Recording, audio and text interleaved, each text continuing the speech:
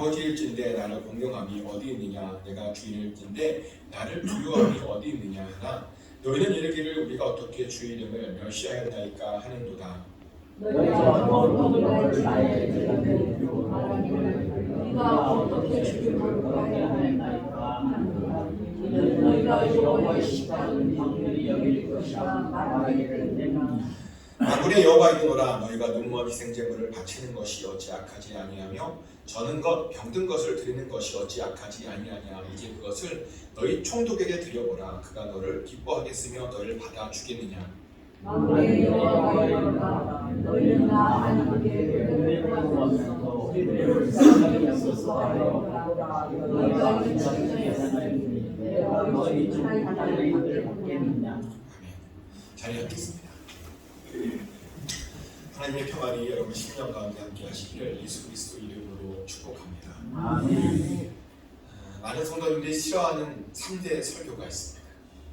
어떤 설교냐면 회개에 대한 설교를 싫어하고 용서에 대한 설교를 싫어하고 헌금에 대한 설교를 싫어한답니다. 나름 죄 안 지으며 열심히 살고 있는데 저는 죄인이라 그러면 수긍은 되지만 기분은 나쁘답니다. 또 절대로 용서해주고 싶지 않은 놈이 있는데 자꾸 용서하라 그러니까 또 마음이 불편하답니다. 또 나름 헌금 열심히 잘 내고 있는데 더 내라고 하니 마음이 부담감이 된다. 그래서 그렇게 세 가지 설교를 싫어하는데 근데 제가 오늘 그렇게 싫어하는 설교 중에 하나인 헌금에 대한 설교를 좀 해보려고 합니다. 근데 약간 두려움이 있습니다. 사실 이 두려움 때문에 지난 6년 동안 한 번도 헌금에 대한 설교를 제가 하지 않았었습니다. 하지만 더 이상 미룰 수 없어서 처음이자 마지막으로 오늘 헌금에 대한 설교를 하려고 합니다. 혹시라도 듣다가 시험 드시는 분들 없으시기를 축복합니다. 시험이 아니라 도전이 되고 은혜가 되시기를 축복합니다. 여러분들은 헌금을 드리실 때 어떤 마음으로 드리십니까?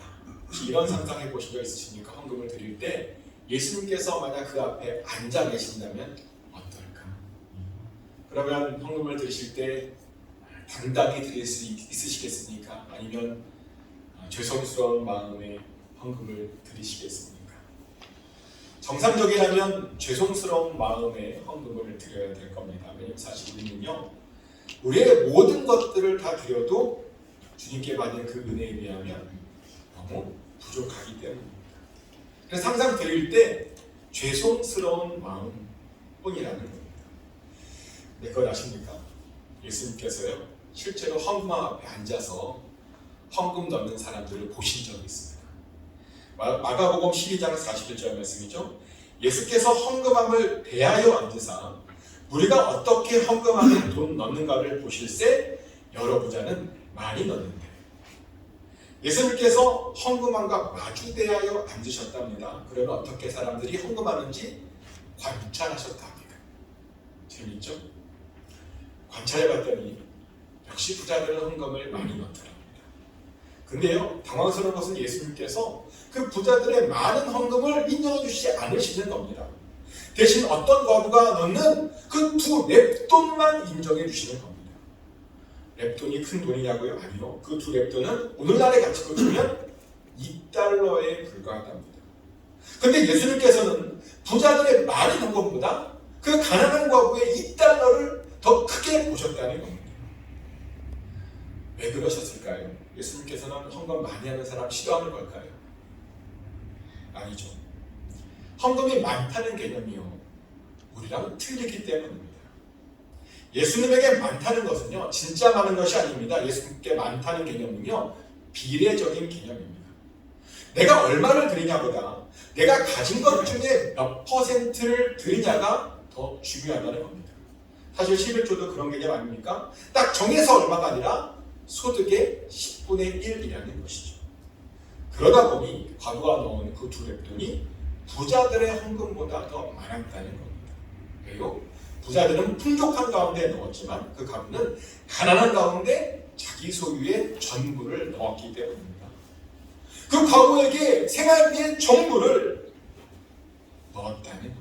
그래서 과부가요 제일 많이 넣었다라고 예수님께서 말씀하신 거죠. 이렇게 헌금의 적고 많음은 현재 내 소유에 비례한답니다. 그런 의미에서 물어봅니다. 요즘 여러분들은 헌금을 많이 하십니까? 적게 하십니까? 여러분의 능력보다 능력만큼 잘하고 계십니까? 능력만큼 잘하고 있다면 잘하고 계신 것이죠. 그런데 만약 여러분의 능력만큼 하시지 않고 계시다면 죄송하지만 헌금을 하셨음에도 불구하고 예수님께 인정받지 못할 수도 있습니다. 제가 왜 이런 이야기를 하냐면요. 우리 교회 분들은 안 그러시는데 다른 교회 분들 중에는 예수님께 인정받지 못하는 헌금을 하시는 분들이 그렇게 많다는 이야기를 들었기 때문입니다. 얼마 전 어떤 목사님으로부터 이런 푸념을 들었습니다. 요즘 경제적으로 굉장히 힘들답니다. 왜냐하면 성도님들이 그렇게 헌금을 잘 안 하신대요. 성도님들이 경제적으로 어려운 줄 알았답니다. 근데 가만히 보니 전혀 어렵지 않더랍니다. 돈이 없다고 헌금을 안 하시는데 최근에 벤츠를 뽑으셨답니다. 돈이 없다고 헌금 안 하시는데 최근에 비싼 크루즈 여행을 가셨답니다. 돈이 없다고 헌금 안 하시는데 최근에 명품 가방을 사셨답니다. 그래서 그런 모습을 보고 회의감에 빠졌답니다. 목회를 계속 해야 되나 말아야 되나 회의감에 빠졌답니다. 근데 저라도 그런 상황이면 그럴 것 같아요. 도대체 왜 그러는 것일까요? 왜 기껏 헌금을 해놓고 예수님께 인정받지 못하는 그런 짓을 하고 있는 것일까요? 그 근본적인 이유는 뭐냐면요. 헌금은 하나님께 하는 것이다 라는 생각이 없기 때문입니다. 많은 분들이 오해합니다. 헌금은 교회에 하는 것이라고 오해합니다. 헌금은 목사에게 하는 것이라고 오해합니다. 근데 죄송한 이야기지만요. 헌금은 교회도 목사에게도 하는 것이 아닙니다. 헌금은 하나님께 드리는 것임을 믿으시기 바랍니다. 그런데 어떤 이들은요. 헌금은 하나님께 드린다라고 생각하고 있습니다. 그러다 보니 형식적으로 의무감으로 합니다. 오늘 본문에 나오는 제사장들과 이스라엘 사람도 그랬습니다. 그들도 나름 뭔가를 하나님께 드렸습니다. 제물을 드렸습니다. 근데 제물을 보니까요. 눈먼 희생제물을 드렸답니다. 저는 못가 병들 것들을 드렸답니다. 가만히 두면 뭐 죽을 것들을 드렸답니다. 그러자 하나님께서 이렇게 말씀하시는 거예요. 내가 아버지를 제게 나를 공경함이 어디 있냐? 내가 주인인데 나를 두려워함이 어디 있느냐고? 왜 나의 이름을 멸시하느냐? 그러자 사람들이 이렇게 반문합니다. 우리가 언제 하나님을 멸시했냐? 자기네들은 하나님의 이름을 멸시하지 않았답니다. 그런데 그들이 어떻게 멸시했다고요? 주님 앞에 더러운 떡을 드림으로 멸시했답니다. 눈먼 희생제물을 드림으로 멸시했답니다. 저는 것과 병든 것을 드림으로 멸시했답니다. 그런 것들을 총독에게 드려보랍니다. 총독이 그런 거 기뻐하겠냐입니다. 그런 거 드리는 사람들을 좋아하겠냐입니다. 어떻게 하나님께 은혜를 구하면서 또 불쌍히 여겨달라고 구하면서 그런 일을 할 수 있느냐입니다. 하나님께서 도저히 받아줄 수가 없답니다. 그러면 하나님께서 이런 푸념까지 하시는 겁니다. 말라기 1장 10절 말씀입니다. 만군의 여호와가 이르노라 너희가 내 제단 위에 헛되이 불사르지 못하게 하기 위하여 너희 중에 성전 문을 닫을 자가 있었으면 좋겠도다. 내가 너희를 기뻐하지 아니하며 너희가 손으로 드리는 것을 받지도 아니하리라. 누군가 제발 성전 문을 닫았으면 좋겠답니다. 제발 그렇게 드리자. 제단이 헛된 거 불사르지 못하도록 제발 성전 문 좀 닫아달랍니다. 그들을 기뻐하지 않는답니다. 그들이 손으로 드린 것을 하나도 받지 않겠답니다. 이제는 이스라엘을 버리시고 이방 민족을 선택하시겠답니다. 이방 민족 중에 하나님의 이름을 크게 하시겠답니다. 앞으로는 이방 민족이 하나님의 이름으로 깨끗한 제물을 드리게 할 것이랍니다. 하나님께서요 이런 하소연을 하셨습니다. 근데 이렇게 하나님께 하소연 드렸으면 정신 차렸어야죠. 하지만 그들은 여전히 정신 차리지 못했습니다. 그러다 보니 이런 변명을 하는 겁니다. 말라기 1장 12절 말씀입니다. 그러나 너희는 말하기를 여호와의 식탁은 더러워졌고 그 위에 있는 과일 곧 먹을 것은 경멸이 여길 것이라 하여 내 이름을 더럽히는도다. 그들이 왜 그렇게 더러운 것을 드렸냐면 그들이 생각하기에 여호와의 식탁이 더러워졌기 때문이랍니다. 제단 위의 과일들은 먹을 것이 아니라 지금 경멸이 여길 것으로 여김받고 있답니다. 그래서 자기들은 그렇게 더러운 것 안 좋은 것을 드리는 것이랍니다. 이게 무슨 말이냐면요, 이런 뜻입니다. 사람들이 왜 헌금을 제대로 하지 않는가? 교회가 타락했기 때문이랍니다. 목사에게 문제가 많기 때문이랍니다. 그래서 헌금을 드릴 수가 없답니다.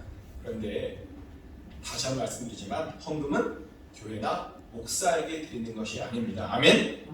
헌금은 하나님께 드리는 겁니다. 그래서 우리는 헌금을 드릴 때 이것을 하나님께서 받으실 것이다 라고 생각하며 드려야 됩니다. 그래서 최선을 다해 드려야 됩니다. 드릴 수 있으면 더 드려야 하는 겁니다. 그리고 제발 이런 오해는 하지 않았으면 좋겠습니다. 헌금은 직분 있는 사람들이 더 많이 내는 것이야 라는 오해를 하지 않으시기를 축복합니다. 지난주에 들어보니까 어떤 분이 이런 생각을 하신대요. 장로님들이 헌금을 제일 많이 내야 되고, 그 다음 권사님들이 내야 되고, 그 다음 집사님들이 많이 내야 된다. 근데요, 그렇게 되면 큰일 납니다. 왜냐하면 그런 식이면 돈 없는 사람은 장로나 권사가 될 수 없다는 말이기 때문입니다. 장로나 권사가 되려면 돈이 많아야 된다라고 하는 그런 말이기 때문입니다. 근데 교회의 직분은요, 돈의 많고 적음이 아니라 믿음의 분량에 대해서 되는 겁니다. 교회 직분은 믿음의 분량만큼 주어지는 겁니다. 그래서 가난하지만 믿음이 좋으면 누구든지 장로나 권사가 될 수 있어야 합니다. 그래서 헌금은 직분에 따라 드려지는 것이 아니라 자신의 상황과 형편과 여건에 따라 드려지게 되는 겁니다. 그것이 맞는 원칙입니다. 그리고 우리가 헌금을 드릴 때요, 아주 중요한 원칙이 하나 더 있는 게 뭐냐면, 하나님께 드릴 때 웬만하면 가장 좋은 것으로 드려야 하는 겁니다. 가끔 이런 분들이 있어요. 교회에서 쓰니까 안 좋은 거 드려도 되지 않아요.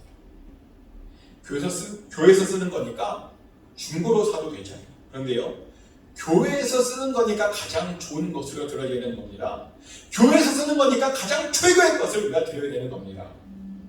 예전에 플러에서 소망교회 원로 목사님이신 곽선희 목사님의 강의를 들은 적이 있습니다. 강의 중에 그 목사님께서 그런 간증을 하시는 거예요. 자기가 소망교회 담임 목사를 하면서 교회들을 굉장히 많이 개척했답니다. 근데 개척할 때 반드시 뭘 해놓냐면 아주 의리의리한 파이프 오르간을 모든 교회마다 다 갖추었답니다. 하나님께 예배드릴 때 최고의 것으로 예배드리라고 몇 억짜리 파이프 오르간을 모든 개척교회에 다 설치해 주었답니다. 그러면서 하는 말이 그래야 되는 것 아니냐입니다. 어떻게 하나님의 집을 채우면서 최고의 것으로 드리지 않을 수 있느냐며 자기는 그것이 너무나 자랑스럽다는 말을 하셨습니다. 근데 맞는 이야기입니다. 왜냐하면 하나님께 드리는 거잖아요. 하나님께서 최고의 것을 드려야 되는 거잖아요. 최고의 것을 드리지 않으면 어떻게 되냐고요? 하나님께 최고의 것을 드리지 않는 자들에게 하나님께서 이렇게 경고하셨습니다. 말라기 1장 14절 말씀입니다.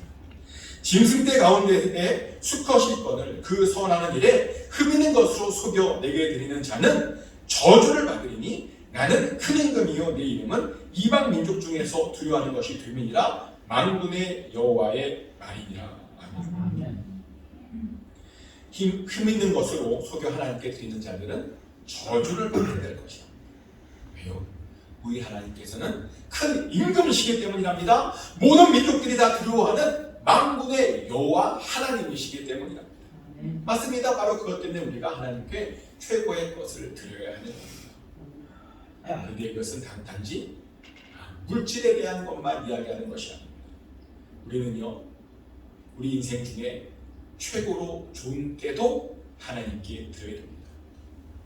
가끔 이런 분들을 만날 때가 있습니다. 젊을 때는 한참 돈을 다 벌고 나중에 은퇴하고 나서 그때는 주님을 위해 살겠다라고 하는 그런 분들을 만날 때가 있습니다. 제가 아는 분도 그러셨습니다. 의사셨는데요, 젊을 때는 의사로 돈을 많이 버셨습니다. 그리고 은퇴하고 나서 선교사로 나가셨습니다. 그랬더니 많은 분들이 그분에게 참 대단하다라고 칭찬하셨습니다. 그런데 정말 대단한 건 맞나요? 물론 젊을 때도 늙어서도 아무것도 안 하시는 분들에 비하면 정말 대단하신 분 맞습니다. 그런데요, 이왕 드리려면 젊을 때, 가장 힘이 좋을 때 인생의 황금기를 드리는 것이 좋은 겁니다. 내가 가장 잘 나갈 수 있을 때, 내 힘이 가장 있을 때, 가서 뭔가라도 할 수 있을 때 드리는 것이 가장 좋은 겁니다. 하지만 많은 사람들이 그렇게 드리지 않습니다. 오히려 인생의 황금비를 드리는 사람들을 어리석다라고 말합니다. 근데 전혀 어리석지 않습니다. 세상적인 관점에서 보면 어리석지만 하나님의 관점에서는 제대로 드리고 있는 것입니다. 세상 사람들의 관점에서는 낭비처럼 보이지만 하나님의 관점에서는 전혀 낭비가 아니라는 것입니다. 왜냐면요, 그런 드림만이, 그런 헌신만이 이 세상을 바꾸는 거거든요. 그런 헌신만이 교회를 다시 세우는 것입니다. 그런 헌신으로 세상을 변화시킨 사람 중에 짐 엘리엇이라고 하는 사람이 있습니다. 짐 선교사님은 시카고에 있는 휘튼 대학을 수석으로 졸업하셨습니다. 아시다시피 휘튼 대학은 기독교계에서는 굉장히 유명한 학교입니다. 그 말은 짐 선교사님도 굉장히 유능한, 인정받는 그런 사람이었다는 겁니다. 하지만 그 선교사님은 자신의 젊음을 하나님께 드리기로 결정하고 아마존의 선교사로 가기로 결정하죠. 그리고 아마존에서 가장 위험하다는 아우카 부족을 향해서 마음을 품고 비행기를 타고 가셨습니다. 그런데 들어가자마자 바로 창에 찔려 순교했습니다. 그 순교는 모든 이들에게 충격이었습니다. 왜냐하면 선교 한번 제대로 하지 못하고 비행기에 내리자마자 얼마 있다가 창에 찔려서 죽는 거예요. 의미 없는 죽음처럼 보였습니다. 그러다 보니 어떤 신문에서는 이런 제목의 기사가 났습니다. 얼마나 불필요한 낭비인가. 그 희생이 의미 없다는 겁니다. 불필요한 낭비라는 겁니다. 그런데 정말 낭비인가요? 절대로 낭비가 아닙니다. 그리고 그것을 그 선교사님의 아내였던 엘리자베스가 증명해냈습니다. 신문에서 남편의 죽음이 낭비라는 것을 보고 엘리자베스는 이렇게 반박했습니다. 내 남편의 죽음은 낭비가 아니었습니다. 그는 전생에를 이것을 위해 준비했던 사람이었습니다. 그리고 바로 이 시간을 위해 살아왔던 사람이었습니다. 그는 하나님께서 주신 자신의 책임을 수행하고 세계 목표를 달성하고 죽은 행복한 사람이었습니다. 그러고 엘리자베스도 간호 훈련을 받고 1년 후에 그 아우카 부족으로 다시 들어갔습니다. 다행히 그 아우카 부족은요, 남자만 죽이는 부족이었는데 덕분에 그녀는 그곳에서 5년 동안 복음을 전하며 잘 살 수 있었습니다. 그리고 5년 후에 그 부족을 떠나는 엘리자베스에게 그 아우카 부족 주장이 물어봅니다. 도대체 당신은 누구길래 여기 와서 이런 일을 했느냐. 그러자 엘리자베스가 이렇게 대답했습니다. 나는 당신들이 5년 전에 죽였던 남자의 아내입니다. 남편이 당신들 향해 가지고 있던 그 사랑을 당신들에게 전하기 위해 제가 다시 이곳에 왔습니다. 그 이야기를 듣고 그 수십 년이 지난 지금 그 마을에는 수백 개의 교회가 생겼고 짐 엘리엇이 죽은 그 마을에 그 교회의 담임 목사님으로 짐 엘리엇의 아들이 섬겼답니다. 그리고 더 놀라운 것은 그 교회 교사와 장로들이요, 그 짐 엘리엇을 죽인 사람들이라고 합니다. 이렇게 짐 엘리엇은 죽었지만, 희생했지만 헛되지 않고 하나님의 복음 위에서 쓰임 받았습니다. 거룩한 낭비였다는 겁니다. 그런데 그렇게 될 수 있었던 이유는 뭐냐면 짐 엘리엇이 이런 생각을 가지고 살았기 때문입니다. 잃어버릴 수 없는 것을 얻기 위해 지킬 수 없는 것을 버리는 자는 결코 어리석은 자가 아니다. 짐 엘리엇은 이 세상에 잃어버릴 수 없는 것이 있다고 생각했답니다. 뭐죠? 하나님입니다. 또 이 세상에는 지킬 수 없는 것도 있다고 생각했답니다. 지킬 수 없는 것이 뭐냐면 현재 내가 갖고 있는 것들, 주어진 것들, 나의 젊음 지킬 수 있습니까? 나의 시간 지킬 수 있습니까? 나의 돈, 하나님께 그냥 받은 것들, 그런 것들은 지킬 수 없다고 생각했습니다. 그런데 그는 하나님을 위해 자신이 갖고 있는 것들을 아낌없이 포기할 수 있다고 생각했던 겁니다. 그리고 그렇게 생각했더니 자기의 생명을 들어서 한 부족을 구할 수 있었던 겁니다. 그리고 그 이야기는 지금까지도 많은 이들에게 최고의 드림이 무엇인지를 보여주고 있습니다. 이렇게 자신의 소유한 것 중에서요, 최고의 것을 드리는 자들은 하나님께서 영광 받으십니다. 아멘. 또한 하나님께 인정받게 됩니다. 하지만 많은 이들이 이것을 알지 못합니다. 그래서 하나님께 드리는 것을 아까워 벌벌 떱니다. 가장 좋은 것 드리는 것을 주저합니다. 그러다 보니 기껏 들여놓고 책망만 받습니다. 다시 한번 말씀드립니다. 하나님께는 가장 좋은 것을 드려야 합니다. 아멘. 사실 저도 그렇게 살려고 굉장히 애를 쓰고 있습니다. 그래서 인생의 황금비를 지금 드리고 있는 중입니다. 만약 사역하지 않았다면 돈을 많이 벌었을 거예요. 그리고 높은 위치에 올라가 있었겠죠. 근데 다 포기하고 황금기를 하나님께 드리고 있는 중입니다. 그러다 보니까요, 저는 기대가 돼요. 하나님께서 더 기가 막힌 것을 주시지 않으실까. 아멘. 우리 하나님께서는 당신에게 최고의 것을 드린 자들을 절대로 외면하시지 않으십니다. 최고의 것을 드린 자들은 어떻게든 지켜주시고 어떻게든 보호해 주시고 그것에는 가장 좋은 것으로 되갚아 주십니다. 아멘. 아브라함이 그걸 경험합니다. 어느 날 하나님께서 아브라함에 나타나셔서 이렇게 말씀하셨습니다. 창세기 22장 2절 말씀입니다. 여호와께서 이르시되 내 아들 내 사랑하는 독자 이삭을 데리고 모리아 땅으로 가서 내가 내게 일러준 한 산 거기서 그를 번제로 드리라. 내 사랑하는 독자 이삭을 번제로 드리라. 사랑하는 하나밖에 없는 아들을 드리라. 심한 누구처럼 보이죠. 근데 아브라함이 주저없이 순종합니다. 말씀 받자마자 그 다음날 아침 일찍 일어나 아들 데리고 아들을 드리러 떠났습니다. 그랬더니 하나님께서 어떻게 하시죠? 아브라함에게요, 여호와 이레의 하나님으로 나타나셨습니다. 그 말은 뭐냐면요, 앞으로 무엇이든 그를 위해서 다 예비해 주시겠다라고 하는 그런 뜻입니다. 그러면 이런 복까지 약속받았습니다. 창세기 22장 16절부터 18절까지 말씀입니다. 이르시되 여호와께서 이르시기를 내가 나를 가리켜 맹세하노니 내가 이같이 행하여 내 아들 내 독자도 아끼지 아니하였은즉 내가 내게 큰 복을 주고 내 씨가 크게 번성하여 하늘의 별과 같고 바다의 모래와 같게 하리니 내 씨가 그 대적의 성문을 차지하리라.